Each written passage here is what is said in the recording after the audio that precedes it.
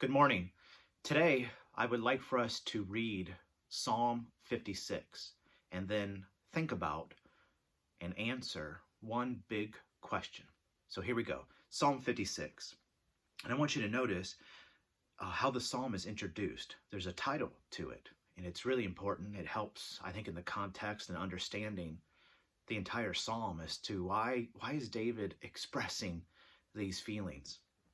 And as you read the introduction to the psalm, you find out not only did David write this, these are his words, he's expressing his heart before God, but it's also at a time when the Philistines are coming after him. It says when the Philistines seized him in Gath. And you probably can remember the most famous Philistine, whose name was Goliath. Well, that's these Philistines. And so here they are coming down on David, and he writes these words. Be gracious to me, O God, for man tramples on me. All day long an attacker oppresses me. My enemies trample on me all day long. Notice those words, all day long. I mean, what kind of state do you think David is in? I'll put yourself in his shoes. All day long. What does that do to a person where all day long you feel trampled on? All day long you feel attacked. And verse 2 says, for many attack me proudly. Okay, now verse 3. When I am afraid. Let's pause there for a second. And let's make this note. Fear is real. And David expresses there are moments to feel afraid. Now, in the context of the psalm, when is David afraid? And the answer is when there's something to fear. And I think that's really important to remember. When we talk about not being afraid, we're talking about not being afraid when there's something to fear. And when David brings up when he is afraid, it's when there is something to fear. The fear is real. Why? Because what is pressing down on him is real. This is a group of people whose intent is to kill David. His life is in danger. That's real. And so then he writes in verse 3, when I am afraid. So I think that's important to hold on to. That fear is real. And when do we get afraid? When there's something to fear. It reminds me, I think it's in 1 Peter 3. Peter writes about the women of old. Women like Sarah, who Abraham's wife. And he calls them holy women who hope in God. And he says this about them. They do not fear anything frightening. So there are things that are frightening, and fear is real. So David is telling us here in this moment, I'm afraid. When I am afraid, watch what he does. I put my trust in you. Well, who's this you?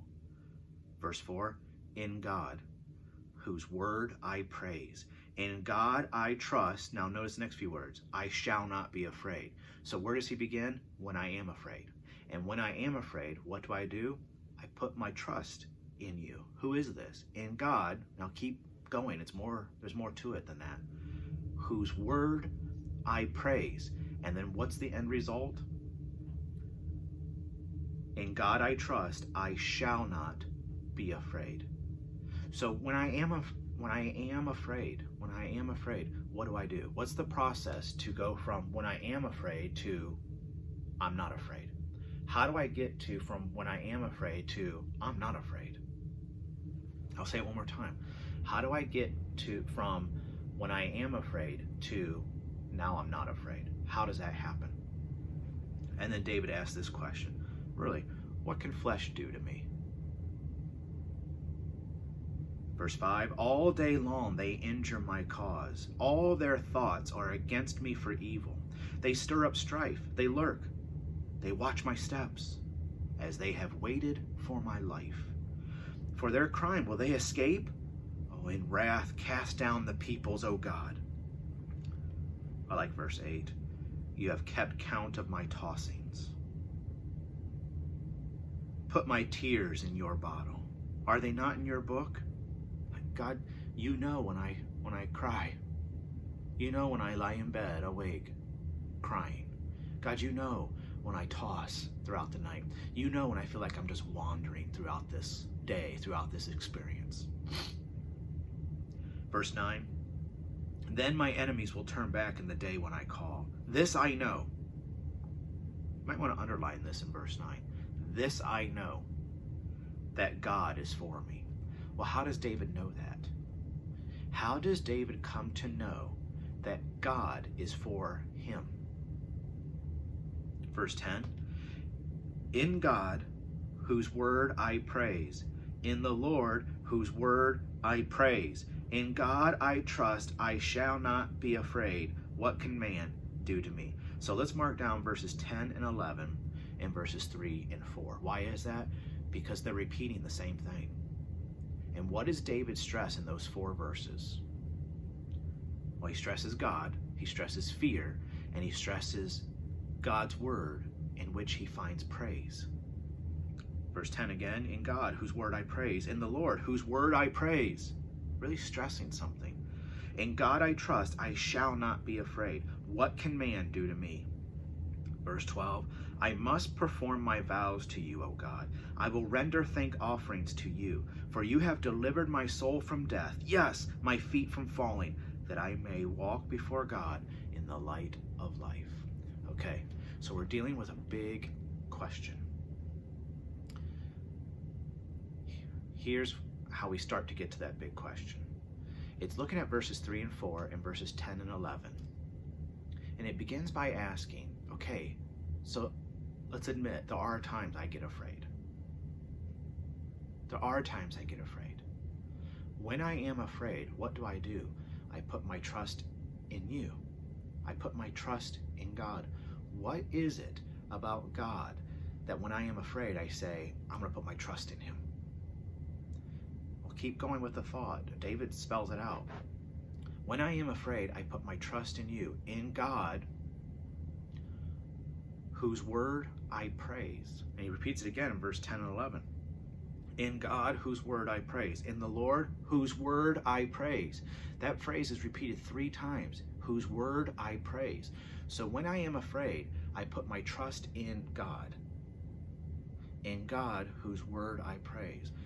So what is it about God that I actively put my trust in him? When I am afraid, I put my trust in you. In God, whose word I praise. In God I trust, I shall not be afraid. So here in those verses, David is moving from when I am afraid to now I'm not afraid. How do I get there? How do I get to that point when I am afraid that I will not be afraid? Well, I think the key is God's word. So here's the big question I want us all to think about today and answer. Be specific about it. What do I discover in God's word? What do I discover in God's word that, 1, I actively put my trust in him, and 2, I end up praising him? Isn't it something? The action words there, which come with feeling, right? I'm afraid. That's how I feel. I'm afraid. Well, then the action word is I put my trust in him. The other action word is I praise. Well, there's a feeling that comes with praise, right? So there's something about putting my trust in him. There's something that I discover in his word that results in praise, that casts out that feeling of fear. What is it? What do I discover in his word that ends up casting out that feeling of praise?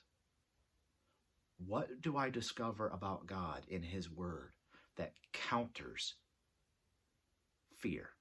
Does that make a little bit of sense? I'm trying to simplify the best I can, trying to think through it. Because David is here saying, Here's when I am afraid. There's no denying it. I get afraid. But I also know how to get to the point I'm not afraid. When I am afraid, I know how to get to that moment to not be afraid. Well, how do I get there? Well, the how is God's word. And I'm just asking today, what is it that I discover in God's word that I end up saying, when I am afraid, I'm putting my trust in you. And when I am afraid, it's in your word that I will praise. And what's the end result? I'm not afraid.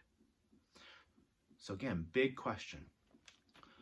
What do I discover in God's word? Be specific. What do I discover in God's word about him, and maybe too about myself in relation to him, that leaves me saying, I'm not going to be afraid today?